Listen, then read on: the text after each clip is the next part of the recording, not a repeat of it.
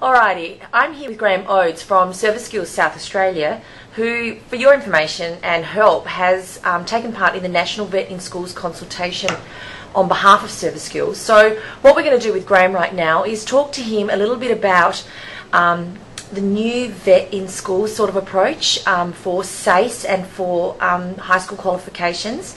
And he's going to share with us some pearls of wisdom in relation to how all of this is going to have definite impact on the beauty training package and the sorts of qualifications that are coming out of beauty RTOs. So, Graham, in initial words, can you, in clear and simple terms for everybody, explain the new SACE certificate that comes into effect in 2011, being next year? Sure, thanks Marina. The new SACE, or South Australian Certificate of Education, was really created to offer students a more flexible option, so they can have an academic pathway, they can have a vocational pathway, and they can also get recognition for some of the things they do outside school that are work related or even related to community activities. And it's really about giving more youngsters an opportunity to stay at school, to go down different pathways, and it's all part of trying to stop kids dropping out of school. So it's a much broader context. Okay. And really what it has done is given much more opportunity to put vocational training into the secondary certificate. Okay. Excellent. So how will sort of qualifications that are given by VET play a part in this type of landscape? What I'll do, I think, which is easiest, is to draw a little diagram for you of the new SACE that really explains the split up of Stage 1, Stage 2 and how the whole thing works. Excellent. I'll put on the board over here for you. So the new SACE is really broken up into two stages, and you've got a Stage 1 over here, which is really the old Year 11, and a Stage 2, which is the Year 12.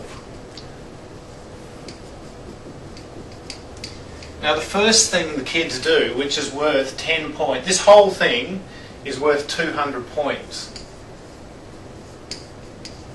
which is roughly 100 points for each year, but it doesn't quite work like that. The first thing kids do, and lots of them do this in Year 10, is a thing called a personal learning plan, where they research their future and their careers. And then part of what they have to do in Stage 1 also is 20 points worth of effectively 20 points of English, and they also have to do 10 points of maths. And then what you've got here is the remainder of that Stage 1 can be academic subjects, and it can also be VET. Okay. And then in Stage 2 over here, you've got a 10-point research project.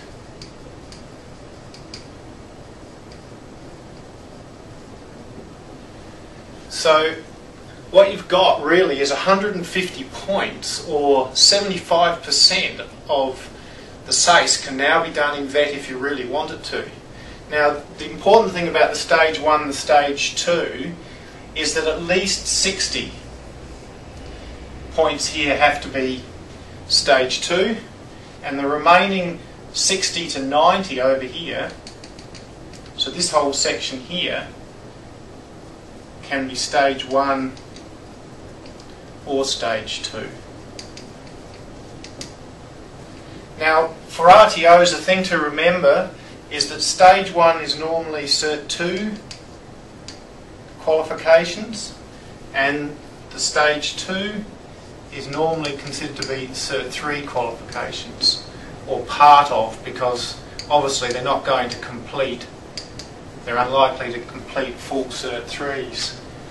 So really there's 150 or 75% of SACE for someone who wants to go down the vocational pathway can be done that way. Mm-hmm. So it's a much more flexibility for students to take a different career path. Well, that's excellent. So I'll just zoom in on that diagram. Graham's excellent drawing there, but I think it really does show that it's really quite a complex sort of approach now that's starting to emerge if you're not careful with what you're doing. Is that right?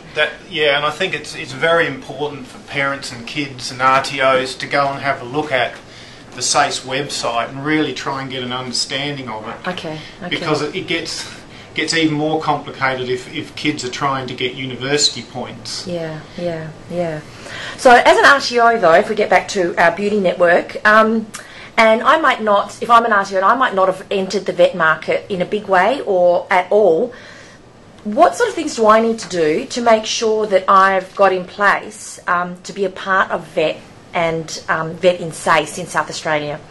Well, I think the first thing you need to ensure is that you've got the child safe requirements, and we'll give you a link there to check that out. I then think that the second thing you need to do is to actually get a feel for it, is to go and talk to some of the contacts at DEX and at possibly also the independent and Catholic schools, depending where you want to work, so that you can talk to them about how you might get involved, what schools are looking for, really get a good sense of the opportunities that are there. Okay. And would you recommend that I do you're saying a little bit now to do some consultation with people. When should I do this consultation? Like, is there a specific stage that might be more valuable than others? Well, I think up front, the biggest thing when we did the consultation around Australia, and really what a lot of industry people were saying, was that vet in schools is now giving what they're calling hollow qualifications. Kids that have done a program but don't actually have the skills in the workplace. So I think you really need to make sure that you're very clear about what the purpose of the course you're doing is. Because what came out of our consultation really was that vet in schools, or vet in SACE, is being used for 3 different things. And I've actually, in the research report we did, we've actually got a diagram of those different areas. So I think RTOs need to design their courses for vet in schools around those purposes, or what the intent is. Okay. And really, we've labelled them 3 different terms: is kids who are doing exploration, who are really looking for some kind of career guidance. So you might design a very short course of a couple of units that just helps the kid understand the industry and the kind of work they'll do. Okay. And that would be one course. It wouldn't have it wouldn't probably have too many nominal hours, and it'd just be quite short. The second kind of course, which might be the completion of a Cert 2, would be really educating them about the basics of the industry, so they understand the workplace, they understand their main functions, OH&S and all of those kind of things. They're still probably maybe a bit short from being work ready, so you're really educating them. And then the final stage, which is the stage the industry was most interested in, would be things like a school-based apprenticeship traineeship, where the individuals decided they want a career in the industry and you are actually working on a serious basis with them to take them there. And the diagram up there really explains that, and there's copies of that available in the report and elsewhere. Right. I'll just zoom in onto that and see if we can get that without too much glare. So the exploration one here is really talking about career guidance. So really helping a kid decide whether they want to be in the industry.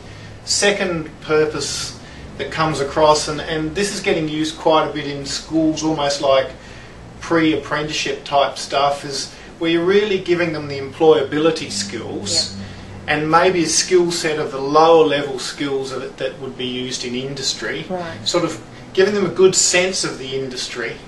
And then the final one obviously is the intention to create a work-ready employee. And the industry would really prefer to see that on a contract of training, school-based, serious, kids actually in the workplace. No, that's great. Excellent. Thank you. So, who could best help me then as an RTO in setting up and establish a Vet in Schools program to support the new SACE? I think the best thing to do is to go to one of the main contacts, the Department of Education, the Catholic schools, the independent schools, all have vet officers now. So you can actually go to them and talk to them about what you want to do, find out whether there's demand amongst the schools. Some of the schools have trade centres and they've clustered, so you need to get a good sense of what the opportunities are and what can be done. And we've put together some useful contact names and phone numbers for you if people want to chase that up. Excellent, that's fantastic. So, is there anything that can really go wrong in relation to setting up a vet in schools sort of course through an RTO, and how could I avoid this sort of, or any of these things happening? Well, I think when we did the consultation, the biggest thing we learnt was that schools don't really understand the implications of vet in schools programs for timetabling, screening kids so that the right kids end up in the courses, and that RTOs don't end up babysitting kids that don't really want to work in that industry sector. Yep. So it's very important that you get to the school you want to work with and almost agree an MOU where you say, we as an RTO will do this and you as a school will do that. So you've really got to start from a very solid basis, or you can end up burning a lot of resources and upsetting people if it's not very, it has to be clear from the start. And unfortunately it's usually the student that's suffers Caught at in the the end. middle, Yeah, yes. yeah. And you get angry parents and everything else. So it's really setting it up right from the very start. Okay. So if I'm already working with a high school or a cluster of schools, how can I make sure that what I'm doing is sort of right, or what's needed? What would be your best advice in that situation? Well, I think the critical thing, if you really have a strong intention of a good course that's going to please both the students, the parents, of the school, is to get close to local industry and try and get them engaged. So they're offering either some work experience, they're providing lectures, they're providing site visits, because the critical thing in the outcome is that the students really do understand the workplace and what the expectations are. The biggest issue that industry has is that the kids come to them and still don't have a grasp of what's expected of them. They don't have that work ready, that understanding of the industry.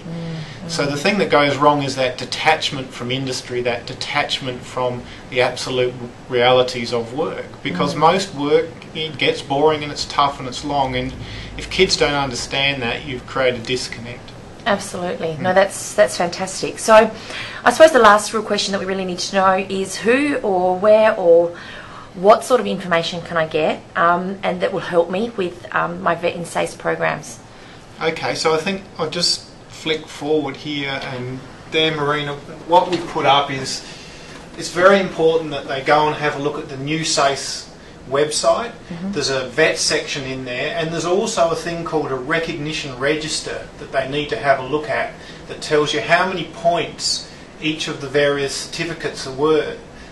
And that's still a work in progress. There are still, you'll find some of the beauty qualifications aren't listed there yet, so they'll probably need to talk to some of the people in SACE. We've put a SACE board contact down there. Adele's very helpful. On there are all the contacts of DECS, independent and Catholic schools. If they want to look at traineeship and apprenticeship stuff, there's a contact down there from Trainee Apprenticeship Services and Training Apprenticeship Management, Quang Tan. So there's all the contacts. Excellent, that's great. And also the Child Safe link that's on the Service Skills website. So it's really a question of doing the homework before you get started and understanding the whole process. Excellent, Graham. You have been a wealth of information, lots of knowledge, and I'm sure that there might be some questions that you'll be more than happy to answer. Thanks for your time. No problem. Thank you.